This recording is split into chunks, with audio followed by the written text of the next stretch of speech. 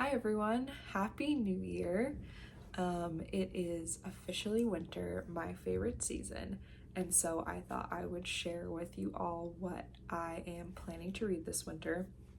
This will probably change because I really read based on my mood, and so a lot of times I'll have something that I'm planning to read and it just doesn't happen. But these are my ideas, and so I want to share them all with you. I have a good variety here, so hopefully that will keep me interested enough to stay on track. I will start with the book that I am currently reading, which I started yesterday, my first read of the year, and that is The Left Hand of Darkness by Ursula Le Guin. This is a classic sci-fi novel. I'm not much of a sci-fi reader, but my boyfriend gifted this book to me for Christmas, so thank you to him. And it sounds really interesting. He read it and really enjoyed it. It is about a ambassador that comes to a new planet, which he calls winter, so hence why I wanted to read it this season. And he's basically trying to get the king of one of the societies on this planet to join this big alliance that he's a part of and that he's an ambassador for. So he goes to this planet, and one of the king's advisors kind of advocates for him, and unfortunately that doesn't end up too well. So it's from both of their point of views. I'm about a third of the way through and I'm really enjoying it so far. One of the interesting things about this planet is that all of the people are androgynous, and for 2 or 3 days of the month they become male or female. They don't get to choose, it just like happens. And then they go back to being androgynous again.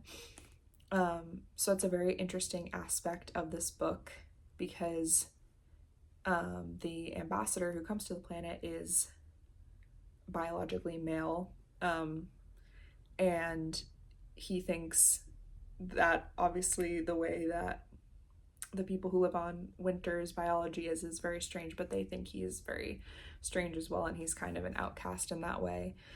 So it's really an exploration of gender as well, and what if gender wasn't really a thing that played into social hierarchy and society. So it's super interesting, and I will let you know my thoughts when I finish it. My next book is The True Deceiver by Tove Jansson or Jansson. I don't know how she pronounces her or pronounced her name. But this is a classic novel also by the creator of the Moomins characters, but this is an adult novel.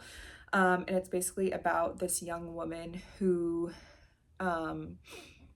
is a bit sneaky and malicious, and she befriends an older artist.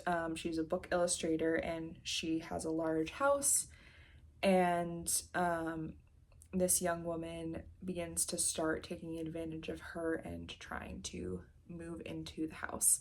And it is also set in the winter, but it also has kind of a creepy, kind of eerie plot, and I think it will be kind of a quietly disturbing book.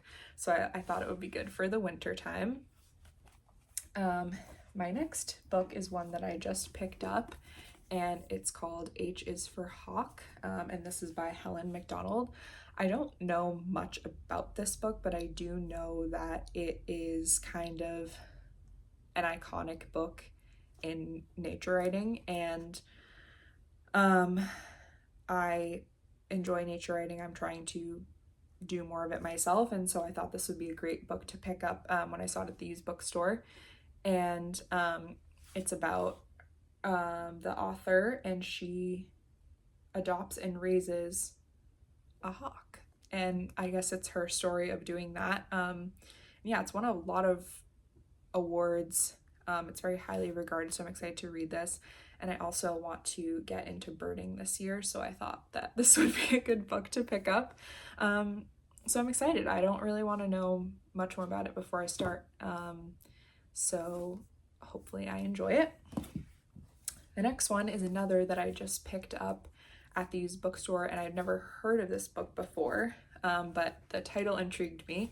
It's called The Right to Be Cold, and it is by Sheila Watt-Cloutier, I believe is how you say her name, and she is an Indigenous writer, I believe. Yes, she is. She is from Canada. She grew up in the Arctic Circle in Quebec, and so she's basically advocating for the right to have winter, to live in a cold climate, to save our planet from climate change, all of that. And so it should be really interesting. It's definitely a topic that I'm interested in, so I thought I would take the chance and pick it up, and hopefully I will enjoy it.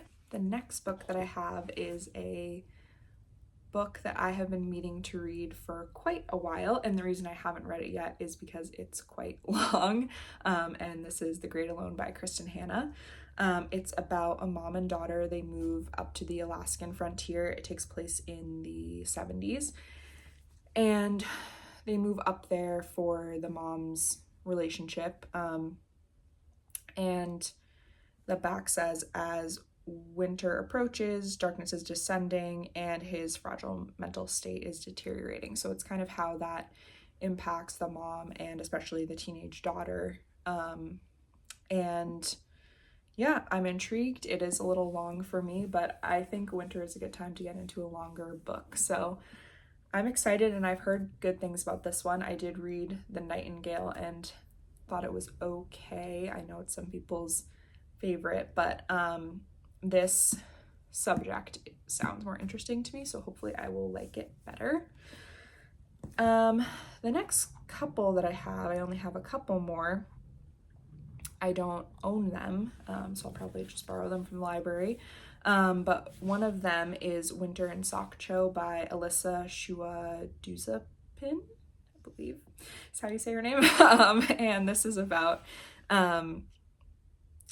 a tourist town in Korea. It's on the border of North Korea and South Korea, and a young woman goes there and meets this man, and he kind of tours her around the town, and takes her into North Korea, and it takes place in the winter time, and it's just kind of supposed to be like a very atmospheric novel with the winter theme going on, so I thought it would be a good one to read during this season.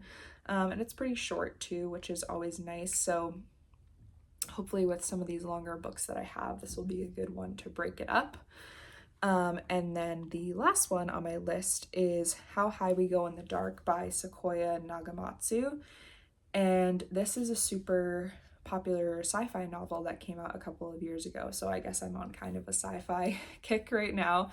But this one is about a scientist who goes to the Arctic Circle, where the permafrost has melted and released a deadly virus, and he goes up there to continue his daughter's research, who had been working in the Arctic Circle.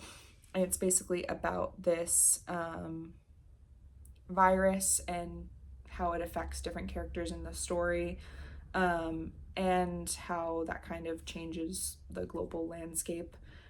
So it's definitely, you know, a reflection of what could happen with climate change continuing.